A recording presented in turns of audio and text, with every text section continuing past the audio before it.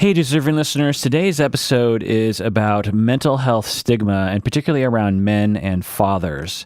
I was on the Dad Challenge podcast again recently, and we talked about that. That's what they wanted to talk about with me, and so let's get to that interview right now. All right, everybody, here we are again, Dad Challenge podcast, talking to Dr. Kirk Honda from Seattle. Psychology in Seattle's got a great podcast that can help out a lot. Check him out. Dr. Kirk, thanks for being with us. Thanks for having me. As Christmas is approaching, and I wonder too in your practice and what you do, if you see this a lot, is we're really talking about mental health, anxiety, and these things that affect men. And I think a lot of times they affect them silently. And so we want to uncover it today. We want to erase the stigma or try to destigmatize it a little bit, and then to kind of dig into the professional side of it, like from what you deal with professionally, obviously. Okay, sounds good. All right, so first off, because obviously we are a parenting podcast, one of the most important things I think we need to talk about and uncover first is how does mental health, specifically, let's talk about anxiety, panic, and depression, how does it affect marriage as you see it from your professional perspective? Well, for depression, it can be very difficult to deal with. We tend to look at depression like, you're just kind of down. If you've lived with depression yourself or lived with someone who's chronically depressed, it is a major issue in one's life. Okay. It's hard to get up in the morning. Everything has a dark cloud around it. You don't enjoy things that you used to enjoy, and like even going to the movies or watching football or having sex. People's sex drive will usually completely dry up. Wow. And you might sleep a lot. You might eat a lot more. You might eat a lot less. You might sleep a lot less, depending. Mm-hmm. You're cranky. Parenting-wise, it's because parenting requires a lot of energy. You've got to, okay, I got to put on my dad face. I got to put on my dad voice. I got to get in there and, control myself. And when you're depressed, it's very, very hard to get up that motivation. And you just start falling into certain ruts where you just depend on the other parent to do all the things. Mm-hmm. And a lot of people don't even know that they're depressed, or they don't know where to turn, or they're because that's the catch-22. In order to get better from depression, you have to have motivation to get better from depression. Right. So that can be really hard, and you might even be thinking about suicide. A lot of medications don't really work. It can be really rough, for sure. Anxiety. Go ahead. Sorry, go ahead. No, go ahead. Well, anxiety is quite a different thing, right? So sometimes people can be very depressed from their anxiety, but if we're just talking about pure anxiety, it can, come in many different forms. Generalized anxiety, panic. Some people consider PTSD to be a form of anxiety. Mm-hmm. Mm-hmm. And irritability, scared, difficulty coping, irritable, being short with people around you. And we stigmatize mental conditions, and we stigmatize people going to get help, and particularly for men. It's well known, we've been researching this for decades, that men seek help less often. People, even when they're known to have problems, people don't really suggest that they go to get help as often. Mm-hmm. And subsequently, there's a lot of men, a lot of dads out there suffering in silence without any knowledge that they can even get any better. Is it true that men are more susceptible to suicide because of due to their depression and anxiety and their mental health? Like guys are way not more susceptible, but the numbers say that men are more apt to commit suicide based on these problems, right? Yeah, the data shows that men are much more likely to complete suicide than women are. I can't remember the exact stat, but it's by quite a lot. Wow. I think something like 4 times more likely or something to kill themselves. It's unknown exactly what the reasons for that is, but according to the data, the research, the speculation is that stigma around mental conditions and getting help is definitely a factor. Also, stigma around just men asking for help in general. Men are taught to be independent. They're taught to not ask for help, not to complain, not to whine. And so they just suffer in silence when they have a lot of needs, and they're not getting any help that they deserve. It's unfortunate that you'd be made to think that while developing, while growing up, that would be a weak side to come from, because in fact, asking for help and then talking about the things that are bothering you actually takes a lot of mental toughness, a lot of bravery, and we need to remind people of that. Mm-hmm. Yeah, one of the scariest things that I can do is while I go to a movie theater and watch a Pixar movie and crying openly. Yeah. Like, I'm like, oh God, I hope no one looks over at me because I'm tearing up here, and I'm too afraid to have it's a people major notice source that. of anxiety. Yeah, even at home with my wife, we were watching Toy Story 3 the other day. When he starts playing with those toys, with that little girl in the yard, dude, no, it doesn't matter.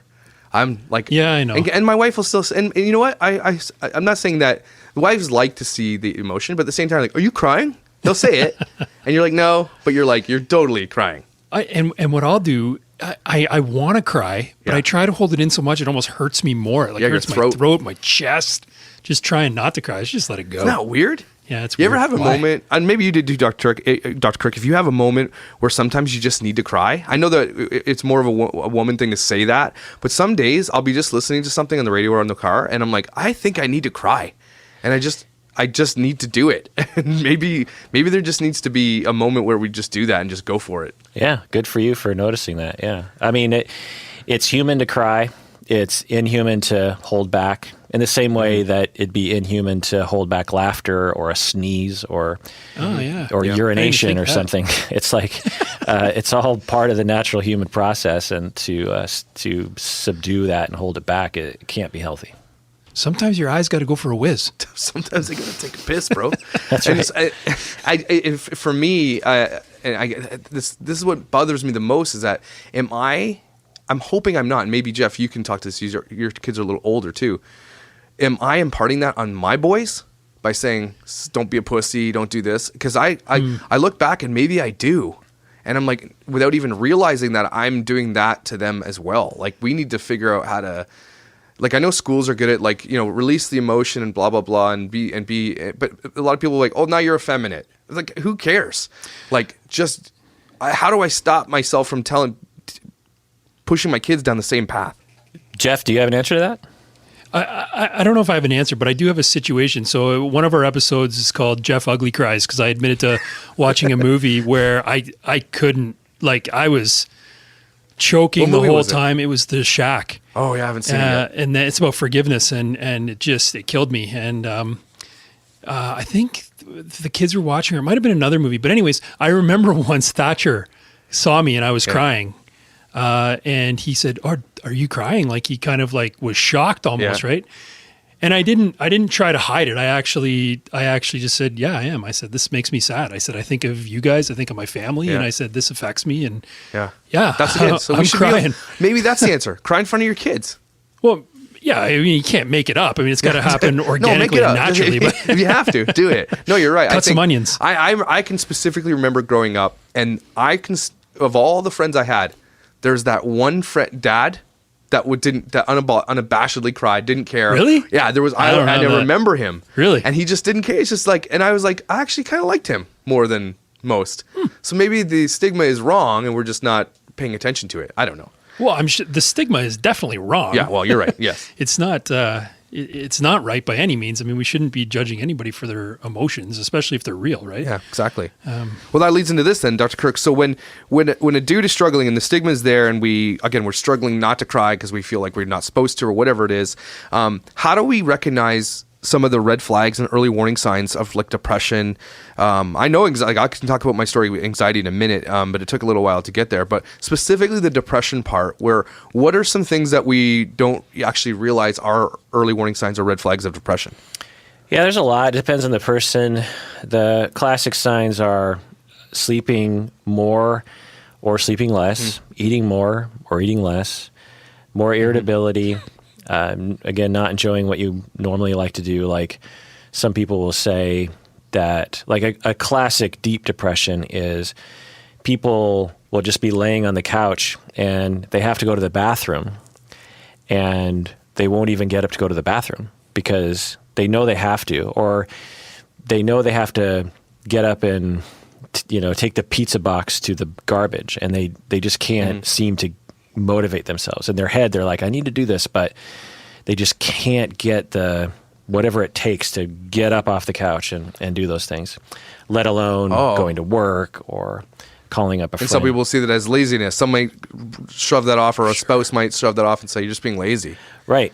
And that if it leads to conflict and rejection, then that just leads to more reasons to be depressed. Yeah.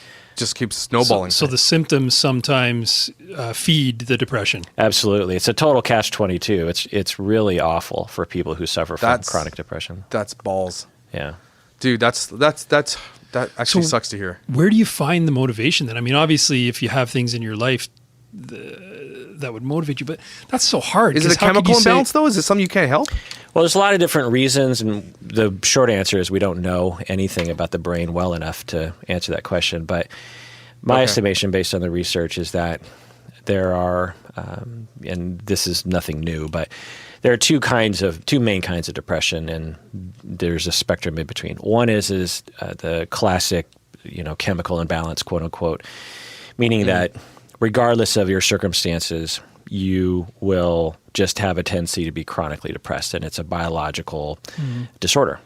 And there is pretty strong evidence that for some people they have that. Runs in families. Even for people who are adopted into other families, they retain that genetic disposition. So they weren't raised by a depressive person, And there's the other end of the spectrum is situational, in that your life is not going quite right. You don't like your job, or you got fired, or you went through a divorce, or your relationship is bad, or you're overweight and you don't like it, or you have back pain, and you're just like, I'm going to live with this back pain for the rest of my life. Lots of different reasons can lead to demoralization and thus ongoing depression. I think I struggled. I'll tell you a couple of stories for me. So when I turned 30, I remember driving. I was working for this company. I was erasing graffiti. It was a cool job. I liked it. But something happened. I felt like I was having a heart attack, and I'm like, what the heck is happening? And I didn't know. I've never had experienced something like this before. Went to the hospital, didn't know what to expect. And he's like, yeah, dude, you think you have anxiety? I was like, what? After 30 years old. Now that was an acute case though. And yeah. that's would you say that, Dr. Kirk? So, sometimes mental health issues, like I'm going to say, because when I'm at work, we've learned about it, right? They really want firefighters to be aware of your mental health. Yep. And they're saying that everybody's kind of on a sliding scale during the day.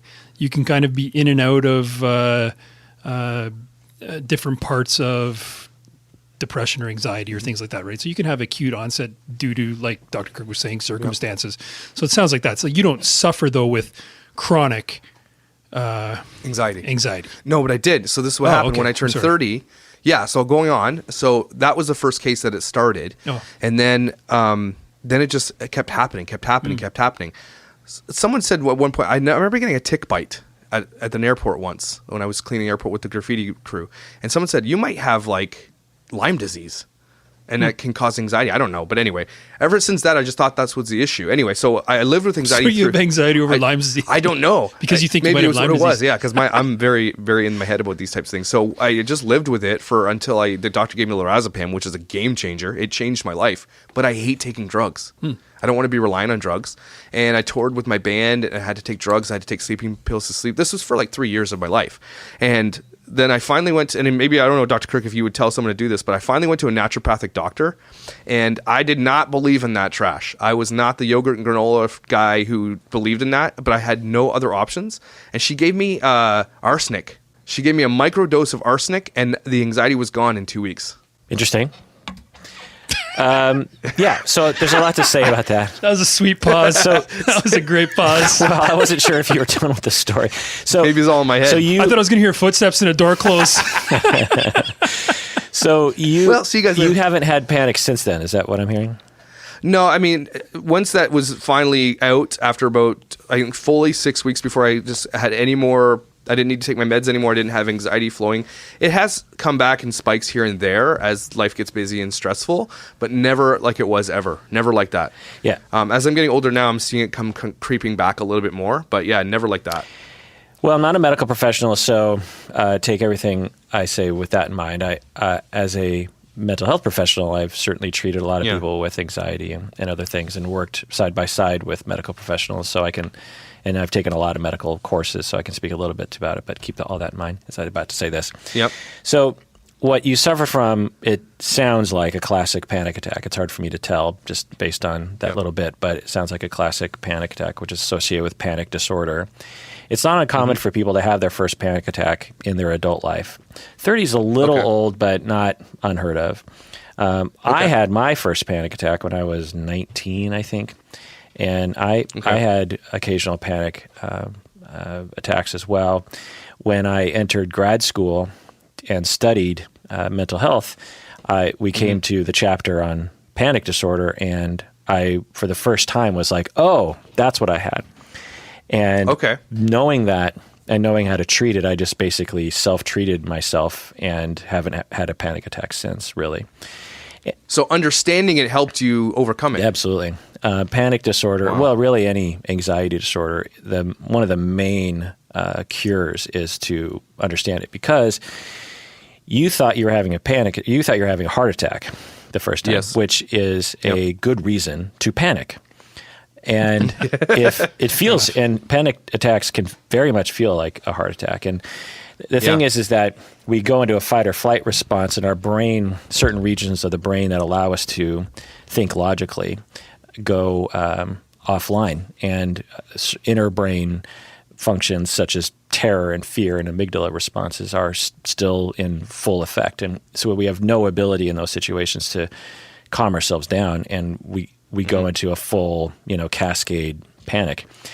And we start to, think strange things. The very common conclusions is I'm having a heart attack, or I'm going crazy. Did you ever think you were going crazy?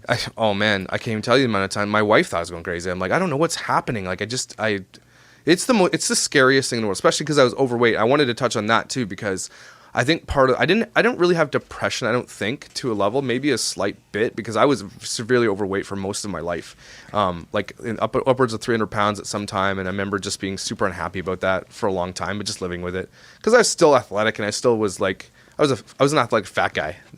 Those guys don't mess with those guys. After losing all the weight and making the choice to do the surgery and stuff, that helped me get to where I am, like, way better in life. Like, I wanted to touch on overweight, because I think a lot of the dads that listen to our podcasts probably are in that situation where they're not happy with their weight, not happy with maybe the money they make or whatever it is. But weight specifically for me was, I know, a huge trigger for being unhappy. Like, massively, probably diet in tandem with that was probably another reason. But being overweight was massive hit for me, for sure. Yeah, there's a lot of reasons for that. Obviously, social stigma around body issues is one. Two, there's a lot of messages out there that if you just work hard, you'll lose the weight. If you just had willpower, if you just really put your mind to it.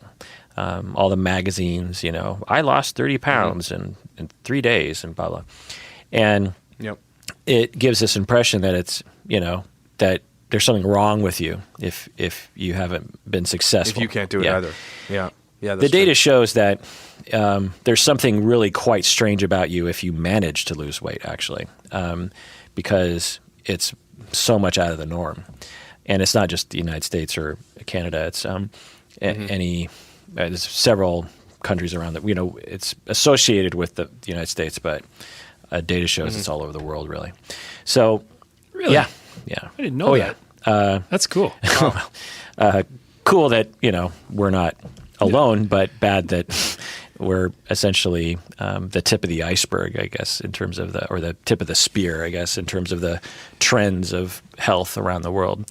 Yeah, I think cool was the wrong. I think why I said that was actually not to be like obesely overweight to the point of a health concern. I just meant it seems like even people who wouldn't be largely overweight, but are have a little bit extra weight, like normal human beings seem to have. Yep. They seem to be unhappy with themselves too. I think of Like even my own relationship, like Trisha's not overweight by any means, but she's never seems to be, completely satisfied, right, with herself. And I'm always saying, you look like a woman. You look fantastic. Yeah. Like you don't need to look like an airbrushed magazine, right? Yeah. So, but it's just interesting that you put all this stress and effort and mental and physical effort into trying to change yourself even by 10 pounds. And I think actually out of the norm you're to onto even be something able here to do it. because dudes specific. Maybe you can correct me if I'm wrong, Dr. Kirk, but dudes, instead of looking at a magazine and wanting to be that way, although I'm sure there's a little bit of that, it wasn't much for me. It was more about like I just didn't want to be fat anymore. I wanted to wear clothes that made me look good. But I think when women, sorry, I'm going to rephrase this. Do women struggle with depression differently than men do? Is it about the same thing? Or are men struggling because it's a money issue, or they have a different role in the world? And this whole gender theory is going to change that. It's a hard question to answer, but I mean, in brief, but the experience of depression is, if not similar, the same when it comes to gender. Okay. The reasons to become depressed probably are different depending on your cultural pocket, for sure. Women who are being, women's body issues are going to be way more impactful in general than for men. Men's job status in general is going to be more impactful. But the experience of depression, the lack of motivation, the sitting on the couch, just staring at Netflix and not even really enjoying what you're watching, the demoralization, it's universal.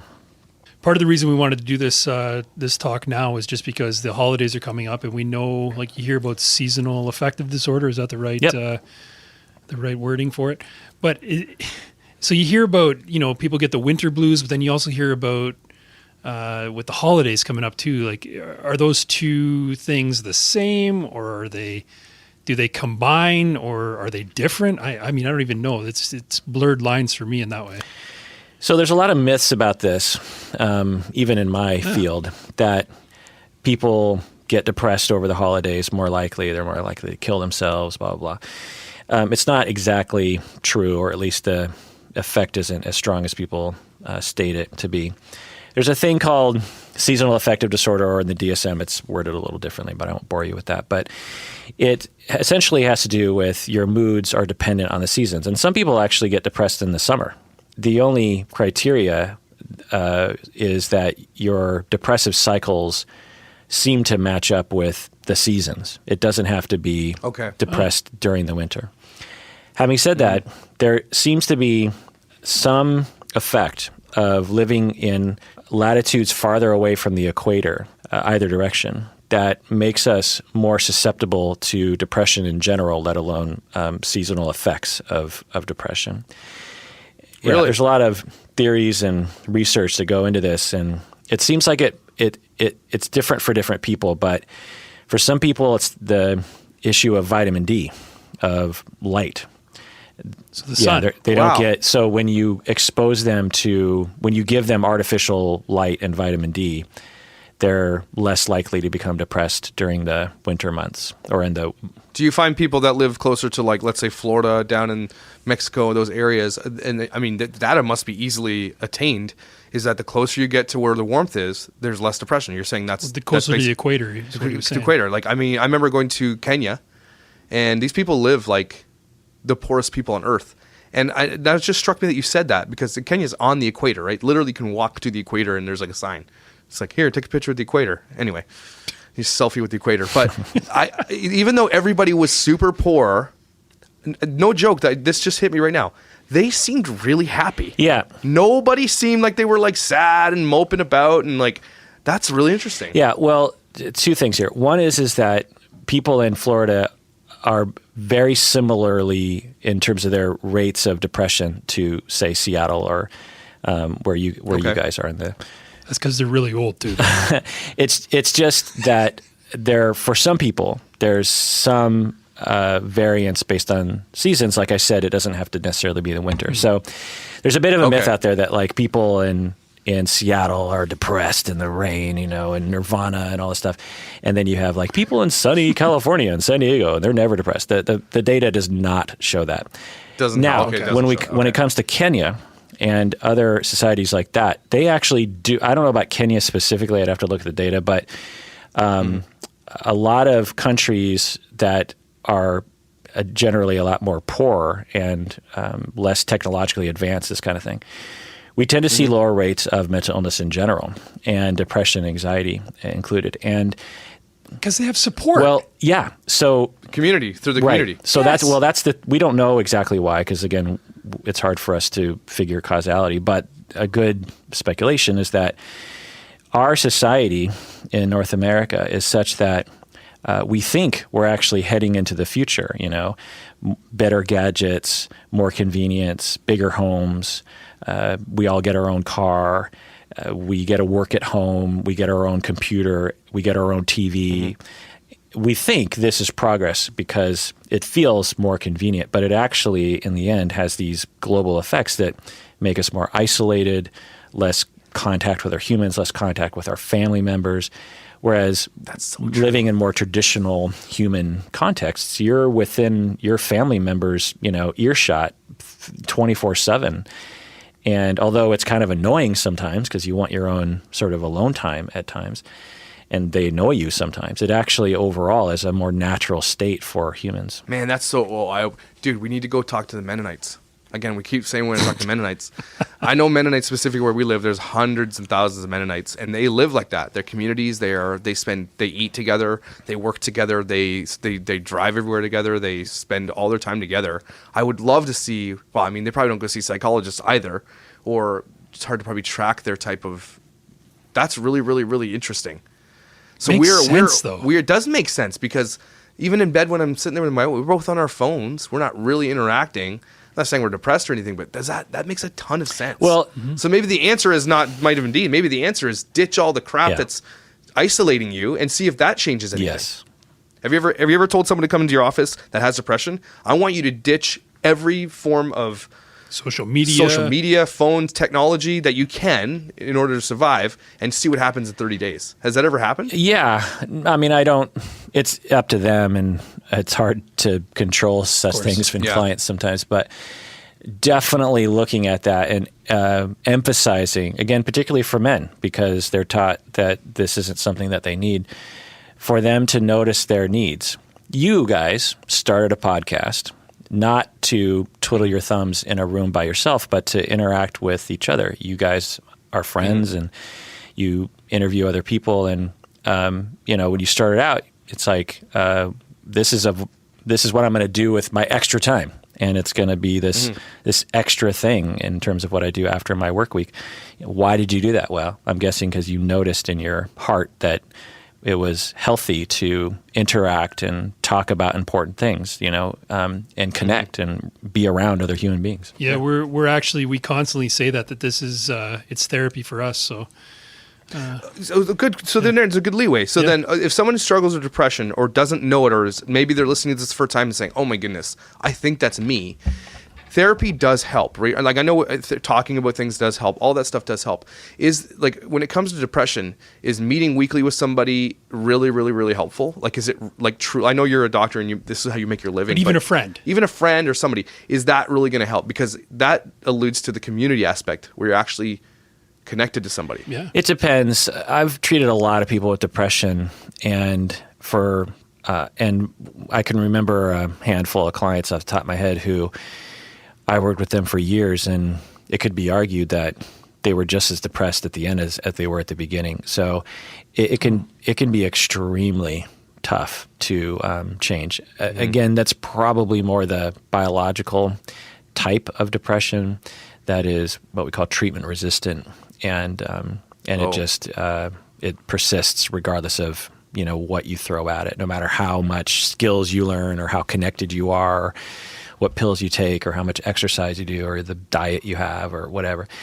But with other people, yeah, absolutely. Because a lot of people don't want to take medication. It's just one of those things. Yeah, I was that guy. And medication, research shows is only effective for a very small percentage of people beyond placebo. And so we have this notion that it's like, well, you're depressed, take an antidepressant. The chance of that working is actually not very high. So you've got to try a lot of things. And most of the things that one can try does not involve taking any kind of medication and is involved in some kind of trial and error process that you do with a therapist. Or, you can do it yourself if you look up the tips online as well. That's really good advice, and I feel like it should almost be restated. Like if you're against taking medication, I almost feel like sometimes stigma comes out. Oh, I don't want to go in and get told that I have depression because I don't want to be taking medication for the rest of my life. So that's good to know that. Hey, if you're going to seek help, you may not be told to take medication. There's a bunch of other things to try first. So. A pill's not always going to be the answer, obviously. Yeah, and now I just wanted to ask a question about the treatment-resistant depression you were saying. It kind of sounds like, well, it's hopeless then, but would you say that if those people aren't seeking help, that it would just get worse, and maybe the seeking help actually kind of maintains its status quo, or is that crazy what I just said? No, it's not crazy. It's true. For people who are chronically depressed, they're often suicidal as well. And, they think about suicide quite a bit. And if they're isolated, they're much more likely to be motivated to kill themselves. So although we might be able to, although we might not be able to reduce their symptoms in treatment, we're probably able to keep them from having a spike in motivation for suicide, which is very important. Okay. I'm going to throw this crazy question out here due to the way the world is right now and the stuff that I'm listening to and the following online and all this world of like, be yourself and nothing is wrong with me and all this stuff, depending on your sex, depending on, some people are like trying to... if someone is struggling with that much depression, someone who is so against or cannot be treated, this is going to sound like a super creepy question. Is it not humane then to let that person decide what they want to do? If you're living like that, I can't even imagine, first of all. Like I can imagine, I know what it feels like to be sad. I can't imagine what it'd be like to be always so sad that you just want to kill yourself. As someone who's a professional in this industry, and this is going to sound, would it not just be let them choose and let them just put themselves to sleep or whatever you want to call it, I don't know what you call that. It's called assisted suicide. Assisted suicide. Is that going to be a thing that we're going to see in the future with people who cannot be treated for depression? We already do see it. It's obviously controversial in the fact that you had a hard time even stating the question. Yeah, exactly. No, and I had a hard time listening to it. But no, I've given this a lot of thought myself. It's been a while since I've had clients like that. The sort of clients I've been working with more recently, it's more relationship issues and that sort of thing. Mm-hmm. But I had clients like this in the past, and yeah, it's an important question. An adjacent question is someone has brain cancer and they've done all the treatments and they're definitely going to die within a couple months. And they just don't want to go through what they know is going to be pain and sadness and deterioration and slowly, becoming breathless and pumped with morphine in the last seconds, and then just sort of drift away in some sort of fit. And they want to take it into their own hands, and they want to go out with dignity and with care, and they want to save their family from the pain, and they want to save themselves from the pain. And, each of us has to make a choice as to the morality of that. I personally support those kinds of explorations. It can get dicey at times because for some people, if we're just talking about depression, the vast majority of people who are determined to kill themselves, the vast majority of those who survive that peak or even who attempt, people who jump off the Golden Gate Bridge in San Francisco and survive, the vast majority of them are happy that they survived and are really quite grateful that they got through that alive. There's just something about suicidal motivation that it's transitory, it's temporary, and if you can get people through those difficult times, then they will thank you. And so it's hard to know. Now, let's say you have someone who is chronically, horribly depressed. Nothing is working. I mean, some people can get so depressed they're delusional. They actually believe they're the devil on the inside, and and so and they've had electric shock therapy, which is another thing that people will try with as a last resort, and it actually can work with some people. And say none of those things work, and you're just like, it's been 40 years, and I have no friends, and I don't want any friends, and I can't work, and how do we feel about that? I tend to be a individual rights kind of person, and if someone wants to go down that road, I don't, because the question is, should the government make it illegal? That's really a question. Right, exactly. And I just don't think the government should get involved in questions like that. Yeah, that's a hard one, specifically as a believer myself, just like as I'm struggling with this in my faith myself and all these issues. What you just described too is what my mother went through. So she had lung cancer, and then it went to her brain, and she did that. She right to the end. They just pumped her full of morphine. I saw her the last fit that she took, last breath, and it's like, as you said it just came so clear to my head. My mom was definitely depressed too, and she definitely was a fighter at the same time. But I wish, as a son, I wish she would have just made the call and was allowed to do it. I think humans, specifically away from the government, this is going to sound like I'm super ultra liberal in this area. I feel like if you want to do something to your body with your body, as long as it doesn't injure or harm anyone else, then I think you should be allowed to do it. I think that's your choice to make, because it's like, suicide is not illegal as when you can't get arrested for committing suicide or because you're dead. But I'm saying these choices that you make with your body should be your choices. But the other side of the coin is that your family and people that love you suffer. And that's a huge one. But what you're saying is true. A lot of people that live with this type of depression, they don't have people. And the people that they did have are gone because of the natural. For sure. And you mentioned that, and it's a good thing to mention at this point, is I'm sure some people that are listening are thinking this is just like, what are you guys talking about? My mother killed herself, and she thought that it was the right choice. And I'm here to tell you, like, the pain that she put all of us through, it was completely selfish of her to do that. It was awful for us. And that's all real. And these aren't easy questions. That's why it's so controversial. Yeah, there's so many angles that you can approach it from to be pro or to be against. That's what makes it so hard. But hear me out here.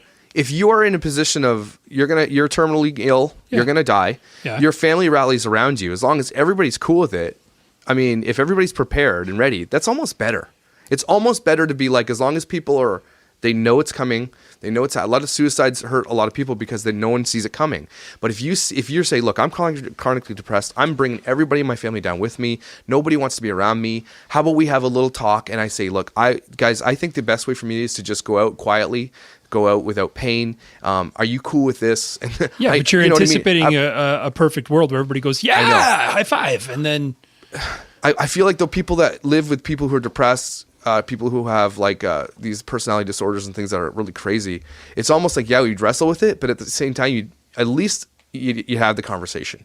And if people were all on board for it, I think you should be allowed to do it. And I think isn't the government leaning that way? I think in Canada, assisted suicide's fine. I'm not sure about the U.S. Well, we have 50 essential states in our union, and each state has their own laws. But things are changing. It's becoming more accepted for sure.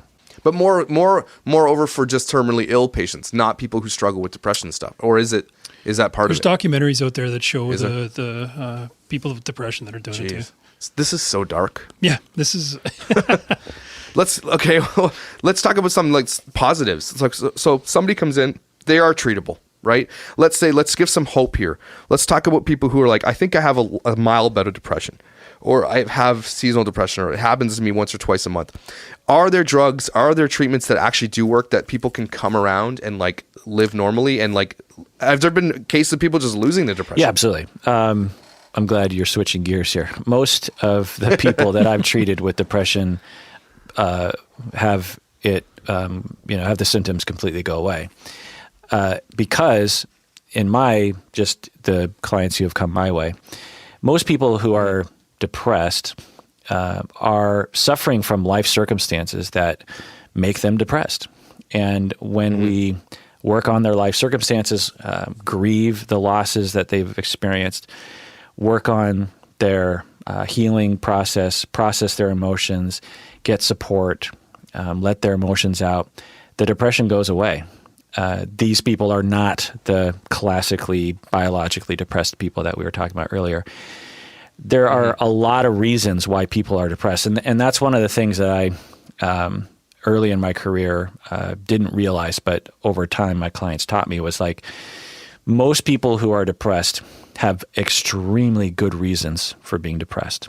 And when we work on those reasons, then they're not depressed anymore. So again, erase that stigma. Don't be ashamed. Go get help and start talking about it. These are the things that here. This might sound funny, but as you discuss the what it looks like, what some of the red flags and early warning signs of depression are: laying around, don't want to get up, don't want to empty your bladder, don't want to take dishes out. Every teenager, this is going to sound funny. It's not funny, but how do we know sometimes if a teenager is struggling with depression or they're just being a teenager? Teens struggle with depression at pretty hefty rates, anxiety as well. They're actually more likely to suffer from an anxiety disorder, but something like a third of people in North America will be diagnosable with an anxiety disorder at some point in their life, something like that. And it's probably about 10 or 15% for major depression. And it's gonna increase as what you say, as technology increases, as we become more and more dependent on computers and this world of like I don't know if you've ever read the book Ready Player One, but if you haven't or seen the movie, that type of world, that's going to be it's going to be a perfect storm for depression. Well, it depends, because if the virtual reality world actually tricks our brain into thinking we're actually interacting with other human beings, or facilitates it somehow, the main character kid is interacting with Artemis in the VR world. It probably felt very real to the two of them. They had a real relationship, and that could actually, we might be in a zone right now where the video games don't allow for human to human vibes as well as computer games will in the future. I don't know. But anyway, what was your question again? It's just going to the teenage. So I think a lot of parents will just say, my teenager's being lazy, my teenager's doing this, and it's hard to talk to them. They don't want to talk to me. I think a lot of parents need to find what the red flags are of their teens actually being depressed. Some people don't. Some people just think they're just being a bunch of wankers, but maybe they're depressed. I got maybe this might help. I actually just watched a TED Talk last week about teenagers, and they were, I can't recall the lady who was speaking, but she did say something that it's almost like a natural stage for teenagers to go through. There is more depression, like Dr. Kirk was saying. So it's almost like part of development. Am I off on that, Dr. Kirk, or is that something? It's one way of looking at it. Certainly the thing about being a teenager is you have all the adult impulses for sex and recognition and being on your own and driving fast and whatever. But you have the emotional coping skills of a 5-year-old and the life of a 5-year-old and the maturity sometimes of a 5-year-old. And so it's a very difficult time emotionally. I don't know about you, but as I'm approaching 50 years old, I am so much more emotionally stable than I've ever been. And when I was a teenager, it was ups and downs. So just, that's part of it. Now, we wouldn't necessarily call that depression. We'd call that emotional ups and downs. Can people become depressed in their teenage years? Absolutely. But for people to qualify for the major depressive disorder, they really have to rise to a certain level. The other thing here is that teenagers can, for various reasons, developmentally, just want to isolate themselves from their parents. And with their friends, they might be quite free emotionally. But around their parents, they might just be the sort, it's just like, leave me alone, because they associate parents with rules and, doing homework. And there's just a lot of reasons why teenagers go into that phase, which can be, normal. It's not necessarily something you should ignore as a parent. You should do what you can. But So it can look like depression, but not actually be depression. Having said that, a lot of people will kill themselves when they're not depressed. So we don't necessarily have to look for depression for a risk of suicide. They are linked, but it's not necessarily the case. So, some people can kill themselves because they were being bullied and they're not depressed, but they just feel like their life sucks, or they just got dumped by their very first love and they genuinely feel like their life is over and they might as well end it now. So there's just a lot of things to look out for. And so the signs are, the sort of the joke about it is like the classic signs of being a teenager are the classic signs of suicide, isolation, irritable, not doing well in school, using substances, a change in friends or isolation, change in sleep, diet. Teenagers do that kind of on a weekly basis. So it makes it really hard. The key is that from day one, you just try to foster an open relationship, a way of communicating about emotions with your kids. Because, the teenager doesn't want to die typically, and they want to reach out to people, and they actually really want to reach out to their parents or their family members. And if you have that open relationship prior to them entering those difficult years, then they're much more likely to reach out to you. And that's the bond. You've been saying that to us for every episode. I guess so. It's the bond. It's really, it's like the most important thing. It's good. Drive it home. I think we're dumb. Driving that point home is that everything, again, you talk about this idea of the Kenya families and people who don't have technology to bog them down, and they're not so busy with everything. Like I did a documentary on a family that lived there. And basically what this family does, they wake up in the morning, they eat their mullet grain or whatever you call it. It's like porridge. They go to school. The mom then takes care of the chickens or whatever. It's not, they don't have anything to do. And it's like they're the happiest people I've ever seen. Yeah. But they have nothing. To us, they have nothing to do, but to them, they have a lot to do. They play games, they joke around, they dance around, they kick a soccer ball. They can dance good too. I want to be able to dance like that. So good. Okay, so that's that to me. This so just specifically for parents for dads who struggle with depression out there, like for guys listening to our podcast, Dr. Kirk, a dad doesn't know what to do at this point. He's driving his car right now. He's listening to this podcast. He thinks he has something. What does he do? Like, I know you can listen to a podcast, but like truly, what are some steps? Like, is it just a therapist? Do you just reach out to a friend? What would you suggest right off the top? Just do this right now. Yeah, make an appointment with a therapist. There are so many therapists out there who have an open spot. It's hard to find them, though, is the thing.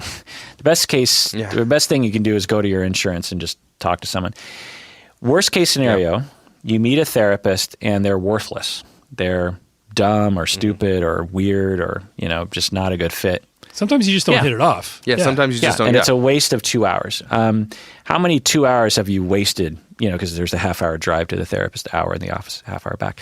Right. How many 2 hours have you wasted in your life? The only reason why you out there are not going to do that is because of stigma. And man up against the stigma. That's true. I just got man chills. up, dude. You got chills. Dr. Kirk's voice saying "man up." I'm like, I'm in. I'm going. Man up to the stigma. That's great. Okay. Can I take one more step out of the darkness? Do it. So now we're getting somebody help that needs the help. I want to know, what can we do to protect ourselves and protect our families before we even get to that? Is there something that we can do even when we're healthy to ensure that we're not ensure, but to help prevent us going down that depression, mental health road? Yeah. Again, bond stuff, but to get specific, it's it's contact. Like your kid is playing Fortnite again. I'm depressed now. Just hang out in the room while he plays Fortnite, and try to be as non-annoying as possible. And, not the whole time, 10, 20 minutes. You're driving him to school. Instead of listening to podcasts, you just chat, and you get to know the kind of stuff your kid likes to talk about. Maybe it's Fortnite. And and Fortnite. you have that dialogue, and again, it just builds on itself, that repertoire and that connection. And one, they're more likely to reach out to you when they have that kind of openness and that bond. But also, you'll notice things more quickly. You'll just be like, like a depressed kid might not play Fortnite. A sign of depression might be they don't enjoy Fortnite anymore. And you could say, I've noticed you haven't been playing Fortnite, and you've just been kind of looking at stuff on your laptop all day. How you doing? How you feeling? That's important. And having that connection is not only good for detecting and being able to intervene when necessary, but it also will protect them from mental illness to begin with. That's really cool. You said something really awesome there. It's something that I don't think Jeff and I have ever even thought about or talked about. We need to sit down with our kids and play Fortnite with them. We'll suck really bad and we'll lose, and that's good for them because you suck and they can make fun of us, and that's great. We've never even thought about. I have never thought about just sitting down and watching him play. It's something he's passionate about. I've done it. It doesn't, and they don't want you there. No, they liked it. Oh, they did. I picked the outfit and I let them go. I didn't play, but I've done it. So you've done it. That's and actually you do kind of chat and hear actually what they're saying, and their friends didn't even seem to care all that much. They're just chatting away. They say hi to me because you can hear through the thing. Yeah, I've actually done it. Not calling your mom a whore. Your dad's in the room. Don't call my mom a whore. They probably say that beforehand. That's awesome. Okay, well, I mean, this was a dark route, but as Christmas comes up and things, we just really wanted to talk about it and destigmatizing it. Like, again, the end game is to man up and take care of yourself, because when you're healthy, your family's healthy. That's right. Hey, Dr. Kirk, can I give you an update on something? Yeah, I'd love it. Yeah, check this out, because this is something you taught me. And it's actually a good thing. Josh and I have been doing a little bit lately, good news, bad news with the kids and stuff as we talk. But anyways, the other day, my kid was actually just in a car accident. He wasn't driving, but he was in the passenger seat and he got hit. He got the worst of the injuries, even though they're not too terrible. Yeah. But he couldn't work this week because his ribs are bruised. He's got a sore elbow and not doing well. He's a lifeguard. So he then came to us midway through the week in the morning as we were sitting there having coffee, my wife and I together. And he said that he was going to play volleyball that night, which we thought was kind of odd because he took the week off of work. So our initial reaction was, well, if you're playing volleyball, you're going to work. And when we said that, he left the room kind of upset. So we let it de-escalate. And here's the how fast you recover. That night I picked him up from school when he was done volleyball. And I said, hey, how did the game go? He told me. And I said, I'm just curious. I said, why? I asked him the question. I said, why did you choose to play volleyball, but you're not going to work? And when I approached it that way, he actually answered me. And he said, Dad, when I go to work, if I'm a lifeguard, he said, if a 300-pound guy jumps in the water and I have to get him out, he goes, how can I, if I'm injured, be confident that I can do that? He said, with volleyball, there's no life on the line, right? And also, if he's hurt, he steps out. And he actually told me he did get sore and he pulled himself out of the game. Yeah. So eye-opening for me, I actually said to him, I said, that's a very good reason. And it was over. Yeah. And we were good. So recovery, I didn't stay mad, even though he kind of stormed away. So thank you for that, Dr. Kirk. That's my report on good news this week. And it was Dr. Kirk's advice today. Dr. Kirk, man, he's the bomb. He's the bomb diggity fresh. Well, good for you, Jeff. That's amazing. Yeah. I mean, there's so many elements to that. One is that you love your family enough and dedicated enough to change years of impulse and reactivity. I didn't necessarily change it. But Yeah, sure you did. I did good this day. Yeah, and in the moment, and things that were modeled to you, perhaps growing up, that were probably modeled to him when he was growing up, your dad. I mean, this is the Dad Challenge podcast. You rose to the challenge, and then it's its own reward, right? Because you walked away from that situation more bonded. Your son feels more heard. The next time he has a problem, he won't storm out of the room because he'll be like, okay, skip to step, F here, and I'll just tell them, by the way, let me explain it to you. What a wonderful, turn of events. It's great. That's awesome. And subsequent to that is the last few days since then have actually been quite nice. Interactions have been quite nice. So it's helping actually. So Yeah. it's really good. Anyway, okay, well, it's been amazing, Dr. Kirk. I'm so happy that we had you for this one. This was a dark one, but this is something we needed to cover. Next one we have you on, let's do something funny. Let's talk about movies or something. I don't want to talk about like killing yourself and stuff. Yeah, or like gross man sounds or something. Yeah. Trish says we can't talk about gross man sounds. too But bad. let's do it. It's We're our doing it. podcast. Dr. Kirk said, you know what? That's going in. That's got to be our opening. Dr. Kirk said says, we let's had talk to. about gross man Do sounds. Perfect. All right, Dr. Kirk, thanks so much for being on. Yeah, thanks for having me. It's always a blast.